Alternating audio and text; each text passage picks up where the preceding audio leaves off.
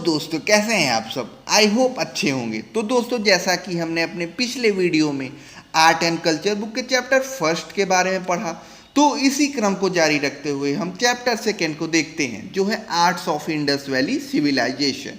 तो इस चैप्टर में आगे बढ़ने से पहले मैंने सोचा क्यों न पहले हम इंडस वैली सिविलाइजेशन के बारे में पढ़ लें। तो चलिए शुरुआत करते हैं सिंधु सभ्यता के विकास के विभिन्न चरणों के साथ। तो वीडियो में आगे बढ़ने से पहले अगर आपको हमारे कंटेंट्स पसंद आ रहे हैं तो ज़रूर से लाइक, शेयर एवं सब्सक्राइब करें। तो चलिए शुरू करते हैं। तो हमारा जो आज का पहला टॉपिक है सिंधु सभ्यता के विकास के विभिन्न चरण, यानी कि various phases in development of Indus Valley Civilization. तो इस सभ्यता का विकास बेसिकली 3 चरणों में होता है, जैसा कि आप देख सकते हैं proto phase, mature phase and let Harappan phase. तो चलिए एक एक करके पढ़ते हैं ये तीनों फेजेस में क्या क्या डेवलपमेंट होते हैं। तो जो हमारा पहला फेज है वो है प्रोटो फेज, जिसकी शुरुआत समवेयर अराउंड 3300 BCE में होती है। तो जो सबसे पहला क्वेश्चन हमारे दिमाग में आता है वो है कि ये प्रोटो फेज कहे क्यों जाते होंगे, प्रोटो का मतलब क्या होता है। तो proto basically means early phase या फिर किसी भी सभ्यता के विकास के प्रथम चरण को प्रोटो फेज कहते हैं। तो इस चरण को हम लोग डेवलपमेंटल फेज भी कह सकते हैं। तो हड़प्पन कल्चर के प्रोटो फेज में क्या क्या हुआ, चलिए उसको समझते हैं। तो बात करें अगर हड़प्पन कल्चर की, तो इस जमाने में एग्रीकल्चर आजीविका का मुख्य साधन था। चूंकि हड़प्पन कल्चर की शुरुआत सिंधु नदी व उनकी सहायक नदियों के किनारे हुई, भूमिगत कृषि दैट इज एग्रीकल्चर का विकास यहाँ अच्छे से हुआ था, जिसकी वजह से अनाज की उपज ज़रूरत से ज़्यादा होती थी।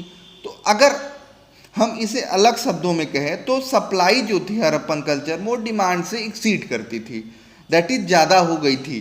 तो अब अगर अनाज की उपज ज़रूरत से ज़्यादा हो रही थी तो इसको बेचने की ज़रूरत महसूस हुई, लेकिन बेचे क्या, ये बहुत बड़ा सवाल था। तो बेचने के लिए एक कॉमन सेंटर की आवश्यकता महसूस हुई, जिसकी वजह से उस ज़माने के टाउन्स का डेवलपमेंट हुआ। तो अगर टाउन्स को और अच्छी तरीके से सुव्यवस्थित करना है तो उसके लिए टाउन प्लानिंग करना अति आवश्यक था।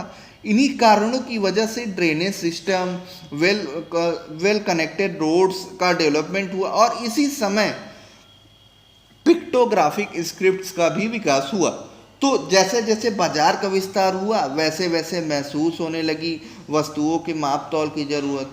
तो इसके लिए uniforms weight and measure system का इंट्रोडक्शन हुआ। तो ये थे प्रोटो हड़प्पन फेज के कुछ खासियत। तो चलिए अब देखते हैं मैच्योर फेज के बारे में, यानी कि एक ऐसा फेज जहां हड़प्पन कल्चर अपने फ्लरिशिंग स्टेज पर थी। यानी कि पिछले प्रोटो फेज में हमने जितनी भी चीज़ें देखी वो सुचारू तरीके से चल रही थी,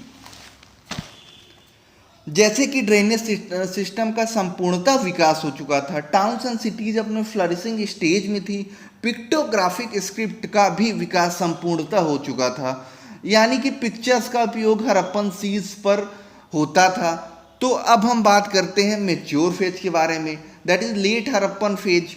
तो अभी तक हड़प्पन फेज का संपूर्णतः विकास हो चुका है, परंतु 1900 BCE में कुछ ऐसी घटनाएं घटित होती हैं जिसकी वजह से ये सभ्यता अपने पतन की ओर अग्रसर होती प्रतीत होती है। और हाँ, एक महत्वपूर्ण बात, सभ्यता के पतन से ये मतलब है कि उसके विकास में जिन जिन चीज़ों का महत्वपूर्ण योगदान था उनका पतन होना चालू हो जाता है। जैसे कि हड़प्पन सिविलाइजेशन के डेवलपमेंट में टाउन्स एंड सिटीज़ का महत्वपूर्ण योगदान था। तो अगर हम कहते हैं हड़प्पन सिविलाइजेशन का पतन हो रहा है तो उसका मतलब हड़प्पन सिविलाइजेशन से रिलेटेड सिटीज़ का पतन होना।